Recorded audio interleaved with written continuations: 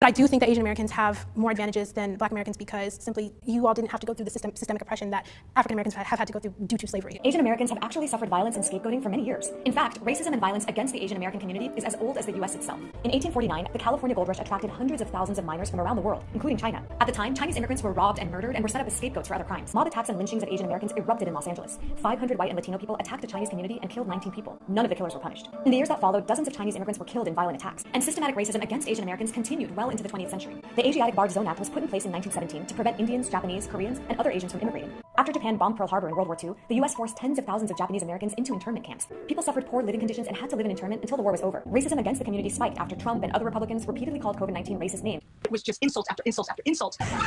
Those insults, Young says, came from this woman and her friend. The attack on his mother, beauty supply store owner Jung Kim, a grand jury determined the beating was motivated by racial bias. Someone walked by me and started saying something to me. I didn't hear him necessarily. It was an older Black man, and he called me some racial slurs and had alluded to me being Asian,